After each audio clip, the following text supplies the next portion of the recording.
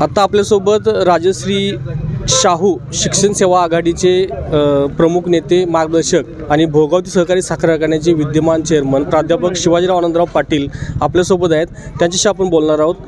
साहेब, विरोधकांकडून प्रचारामध्ये फक्त एकच मुद्दा म्हणजे जास्तीत जास्त वर्तवला जातो की बिनविरोधचा फक्त फार्स केला गेला सत्ताधाऱ्यांकडून आणि त्यांना मुळातच निवडणूक लावायची होती.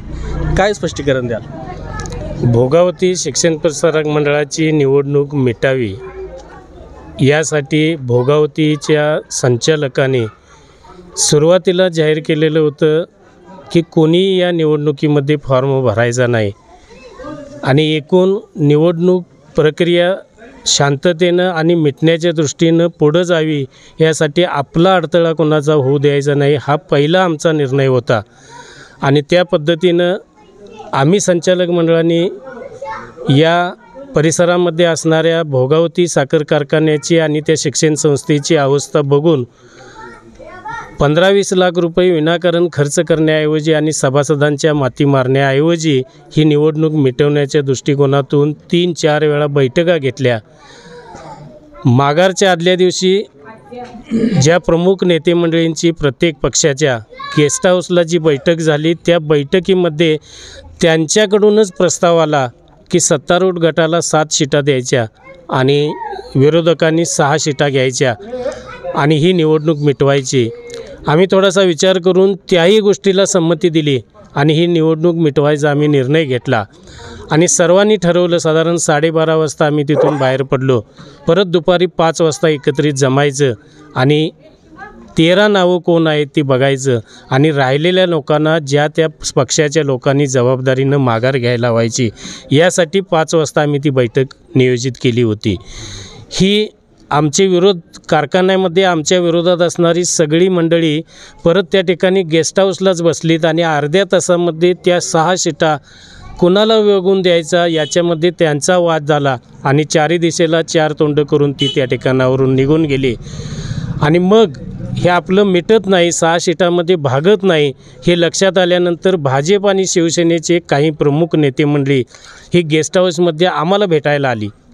ती ज्यावेळी भेटायला आली त्यावेळी त्यांनी जो आमच्यासमोर प्रस्ताव ठेवला तो असा होता की 6 सीटा तुम्ही जे आम्हाला देणार आहे ते आम्हालाच द्या आणि भाजप आणि शिवसेना ही तुमच्याबरोबर येतो आणि आपण निवडणूक एकत्रितपणे लढवूया. आम्ही त्यांना एका शब्दामध्ये सांगितलं की विधानसभेच्या निवडणुकीमध्ये आपण एकमेकाच्या विरोधात लढलेलो आहोत आणि जर आपण एकत्रित सभासदांच्या समोर गेलं तर ते तुमच्याही आणि आमच्याही माणसांना मान्य होणार नाही आणि विनाकारण यामध्ये बदनाम होण्याऐवजी लोकशाही मार्गानं तुम्ही निवडणूक लावायचा प्रयत्न करायला लागला आहे त्याला आम्ही सामोरं जाण्यास तयार आहोत. तुमच्याबरोबर आमची युती होऊ शकत नाही. हे धैर्यशील पाटलांना कळल्यानंतर 1 तासाभरात धैर्यशील पाटील परत त्या ठिकाणी आले आणि आम्हाला 4 सीटा द्या आणि चेअरमनपद माझ्याकडे द्या आणि तुमच्याबरोबर आपण युती करूया. आम्ही धैर्यशील पाटलांना विनंती केली की धैर्यशील साहेब, तुमच्या सासऱ्याच्या प्रचारामध्ये आमच्या माणसांनी 1 महिना पायाला पानं बांधलेली आहेत आणि आता तुम्ही एवढी मोठी अपेक्षा करू नका. महाविकास आघाडी म्हणून आपण एकत्र आहे, ती तशीच पुढं चालवावी असं आम्हाला वाटतं आणि ती कारखान्याच्या हिताची आहे आणि म्हणून तुम्ही एवढी सीटांची मागणी करण्याऐवजी तुम्हाला आम्ही 2 सीटा द्यायला तयार आहोत आणि तुम्ही स्वतः याच्यात उभा राहायचा निर्णय घेऊ नका कारण सगळे जुनी माणसं थांबायला लागल्यातनी तुम्ही एकटे त्याच्यात जाऊ नका. धैर्यशील पाटलांनी आमचं सर्व हे मत ऐकलं आणि मग कार्यकर्त्यांच्याबरोबर चर्चा करतो आणि तुम्हाला कळवतो म्हणून त्यांनी सांगितलं आणि ते उठून गेलेत. रात्री 10पर्यंत त्यांची बैठक झाली आणि त्या बैठकीमध्ये परत आमचे कार्यकर्ते जरा तयार व्हायला लागल्यात आणि मला 2 सीटा तुम्ही म्हणताय त्या पद्धतीनं मी सगळं व्यवस्थित करून घेतो असा फोनवर त्यांनी निरोप दिला. माझ्याकडं फोनचं कॉलिंगचं टायमिंग आहे, सगळ्या गोष्टी माझ्याकडे आहेत. त्यानंतर परत पहाटे 4 वाजता आणि मला फोन आला की 2 सीटांचा पर्याय तुमचा मान्य आहे, आम्ही राहुल पाटलांना आम्हाला भेटायचं आहे, त्यांच्या घरी आमची बैठक घ्या.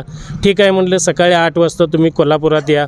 कोल्हापुरात आले तर आमची बैठक सुरू झाली. परत त्यांचं रात्रीचं तुंतुणं चालू झालं की मला 3 सीटाच घ्यायला लागतात, माझे कार्यकर्ते ऐकत नाहीत, मला त्या ठिकाणी चेअरमन व्हायला लागतं आहे, त्याशिवाय आमची पार्टी माझ्या पाठीशी येत नाही आहे. आम्ही स्पष्टपणे त्यांना सांगितलं की हे घडणार नाही.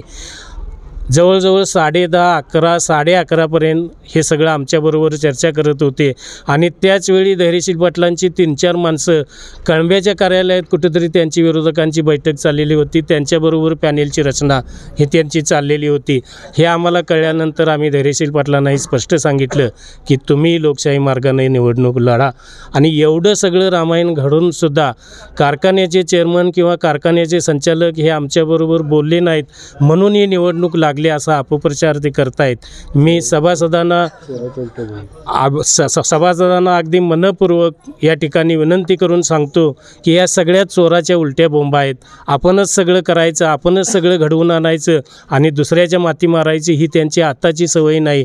त्या टोपीखाली जो मेंदू आहे त्यात काय विचार चाललेले असतात हे अजून देवाला तरी कळलं आहे का असा माझ्यासारख्या माणसाला प्रश्न आहे.